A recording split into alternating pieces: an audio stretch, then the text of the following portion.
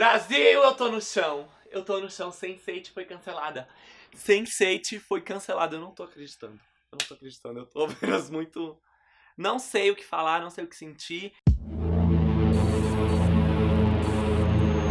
E aí, Brasil! Eu sou Isaac Criscolo, esse é o Imerso. E hoje a gente vai falar da bomba da semana. Bem Sônia Abrão mesmo. Se você é fã de TV e vive neste mundo, você provavelmente se deparou com a notícia de que a Netflix cancelou Sense8 depois da segunda temporada que acabou de estrear agora em 5 de maio. Eu resolvi fazer esse vídeo justamente para esclarecer alguns pontos em relação a Sense8, que, embora seja uma série muito amada por uma base de fãs, eu estou incluso nisso, tinha muitos problemas ali e principalmente algumas coisas relacionadas aos bastidores da Netflix. A gente vai analisar um pouco desse contexto. Será que Sense8 foi cancelada à toa? Será que não? Enfim, vem comigo nesse vídeo que eu explico o contexto e você vai entender um pouquinho mais. Sense8 estreou lá em maio, junho de 2015, mais ou menos. E a sua segunda temporada acabou estreando somente esse ano. Então foram 2 anos para produzir a segunda temporada.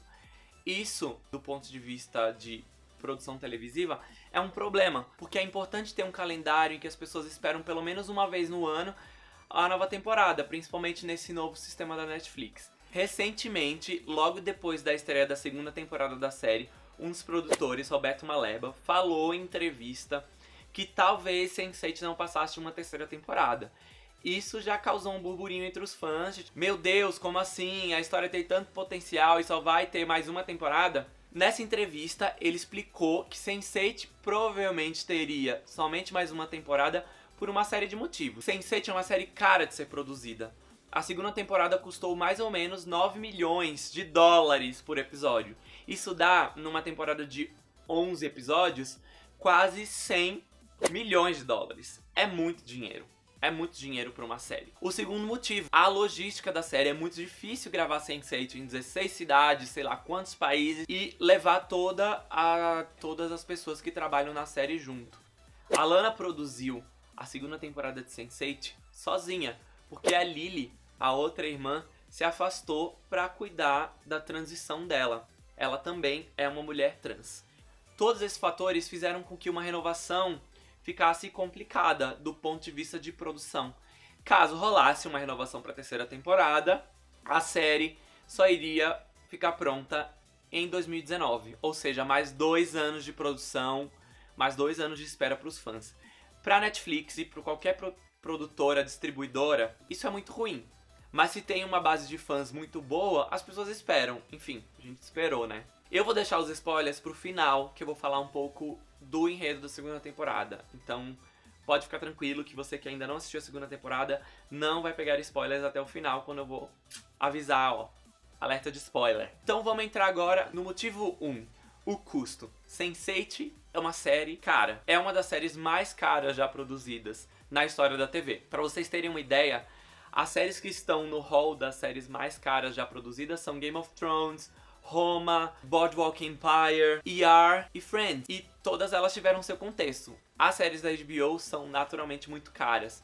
Mas no caso de Friends, o que encareceu o episódio eram os salários dos atores.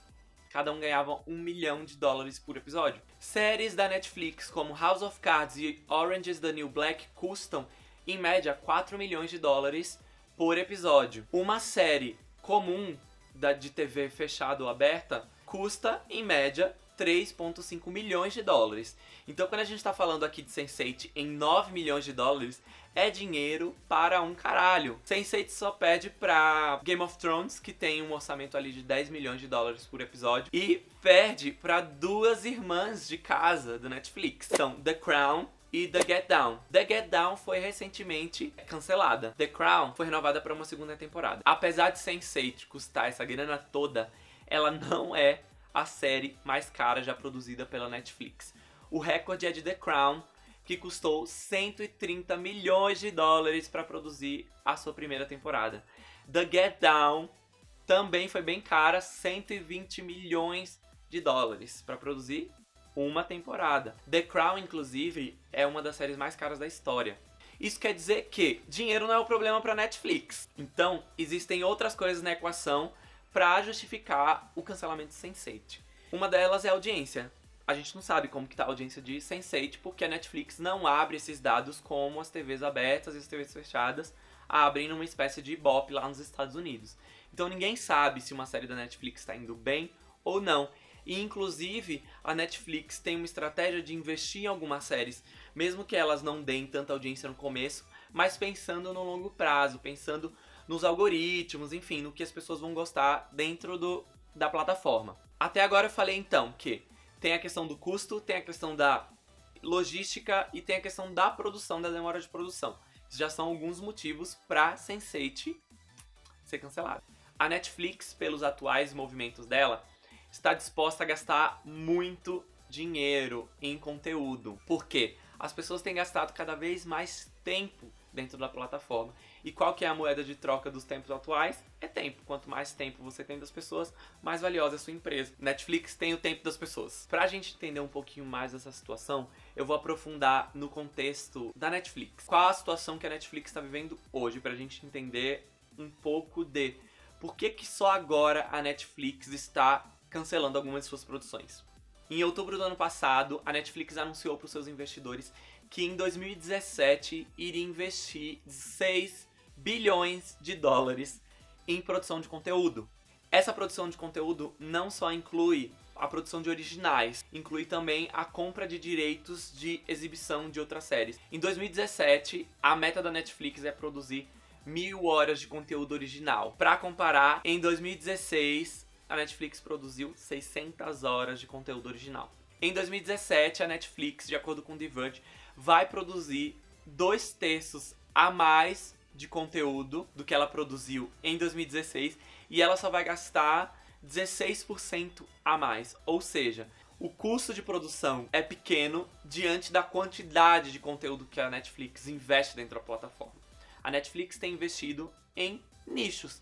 Então ela investe em dezenas de produções, ela tem tempo e dinheiro e recursos para arriscar e por isso ela tem mais chances até de trazer alguma coisa nova para o universo da televisão, como ela tem trazido, como foi Sense8, por exemplo. Em termos de conteúdos lançados, olhem isso, esse número é destruidor. Segura Brasil. De 2012 a 2016, a Netflix produziu 222 programas originais. Em 2014 foram 23 lançamentos originais. Em 2015 foram 53 lançamentos originais. Em 2016 foram 112. E para 2017 estão previstos 104. A gente está falando aqui de muito conteúdo. E atenção! Performance aqui, ó, na atenção. Esses números que eu falei de produções não incluem as renovações das séries que já estavam lá. Então, por exemplo, a renovação de House of Cards e a renovação de Sense8 não entram nesse número de uma nova produção original. A gente tá falando de coisa nova todos os anos. E isso inclui não só séries de TV, incluem filmes, documentários, stand-ups, produções infantis, tudo que eles produzem. Tudo isso, meu Brasil, pra dizer que dinheiro não é o problema. Qual o sentido da Netflix em produzir coisas originais, além dos filmes e séries de outras pessoas que estão dentro da plataforma? É atrair as pessoas. Olha, eu tenho uma série exclusiva, eu tenho algo muito exclusivo, então venha pra minha plataforma. Pelo que dá pra entender, Sense8 não estava dando audiência, por isso a série foi cancelada. Sense8, desde o seu começo, foi uma série muito confusa. A primeira temporada é muito confusa, é cheia de idas e vindas, o roteiro é muito complicado. Sense8 não é uma série fácil, exige que você se doe, né? Sense8 não é uma série perfeita porque tem muitos furos. Na primeira temporada, alguns episódios são confusos porque a gente vai descobrindo ali, junto com os personagens, que porra é essa que tá acontecendo. Mas Sense8 inova em muitos aspectos. Por exemplo, é a série mais bonita que eu assisti na minha vida. A série é feita de grandes momentos, cenas grandiosas, seja emocionalmente, seja de ação. Alerta de spoiler. Se você não assistiu a segunda temporada de Sense8, pare de assistir esse vídeo agora. Mas se você não liga para spoilers, pode continuar. Vamos lá? A segunda temporada é super arrastada, as tramas demoram pra engatar. A trama do Wolfgang, por exemplo, demora muito pra engatar. Sense8 se prendeu na segunda temporada em muitas cenas emocionais, as cenas bonitas, o que faz Sense8 ser Sense8, e esqueceu um pouco da sua narrativa. Eu acho que isso afasta a audiência. Porque eu assisto Sense8, porque as pessoas amam Sense8. Sense8 é uma série que consegue falar de alguns assuntos que nenhuma outra série consegue falar. Sense8 fala de evolução humana, Sense8 fala de conexão humana, de filosofia, de amor, de problemas sociais, do nosso papel no mundo, quem somos no mundo.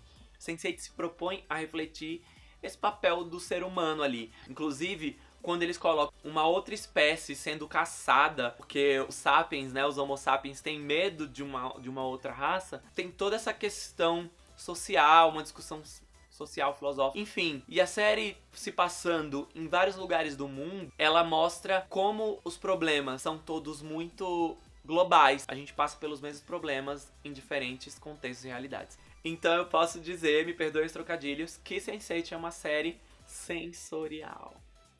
Bem good vibe, assim. O que eu mais gosto de Sense8 são as cenas de sexo. As cenas de sexo mais bonitas ever. Chupa American Gods. E são cenas bonitas não porque são super explícitas. Sim, são bem explícitas. Mas porque envolve algo mais do que o sexo. Tem aquela camada de significado, de conexão. E Brasil, os boys dessa série, a coisa que a gente mais vai sentir falta. Eu, pelo menos, né, vou falar por mim, Brasil. Vou falar por mim. Como eu vou viver sem o Lito? Como eu vou viver sem o Will? Como eu vou viver sem o Wolf? Não tô sabendo lidar. Aqui é meu lado passional, meu lado fã. Embora a gente tenha todas essas informações e esse contexto mais racional ali, é difícil de aceitar que Sense8 foi cancelado. Sense8 é feita por um nicho e talvez esse nicho não estivesse dando tanta audiência quanto a Netflix esperava. A gente não pode esquecer que apesar da Netflix tem um modelo de negócio diferente, apesar dela estar investindo numa caralhada de produções que nenhum outro canal jamais investiu tanto, numa proporção tão grande, ela ainda tá preocupada com dinheiro, ela ainda precisa cuidar do bolsinho dela.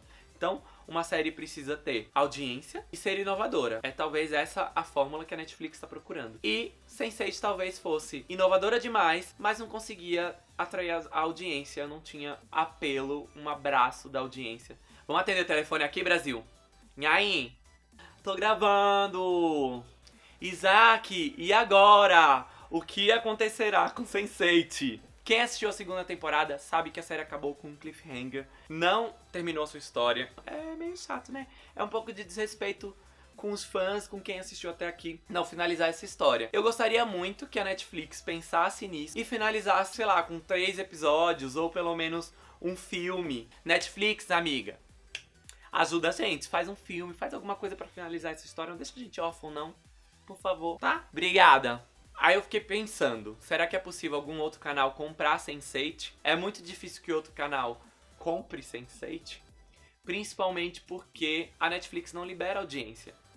Um dos motivos que um outro canal compra uma série que foi cancelada é a audiência, é a base. Ela tá interessada naquelas pessoas que estavam assistindo. Tipo, tá bom, pra você não é suficiente, mas pra mim é legal, eu vou ressuscitar essa série. É bastante comum, mas como a Netflix não libera dados de audiência, não sei se um canal se interessaria. Mas universo, rede de Sense8 do mundo inteiro, tamo aí, queridas, tamo aí, comprem Sense8. Todo esse vídeo, toda essa crocância pra falar que Sense8 teve motivos de sobra pra ser cancelada. Infelizmente. É uma tristeza. Uma tristeza. Ainda vou fazer um vídeo pra falar da segunda temporada e a gente fala um pouco sobre o luto. Netflix, querida, melhore, viu? E é isso, Brasil. Esse foi o assunto de hoje, a polêmica da semana. Te vejo num próximo vídeo e se você gostou, comenta, compartilha com seus amigos. E aí, tem um recado. Se você gostou desse vídeo, dá um like aqui embaixo, comenta, compartilha com os amigos, marca os amigos, se inscreve no canal, porque nas próximas semanas tem mais conteúdo sobre Sense8, enfim, sobre séries de TV. Não vou dar spoilers. É isso.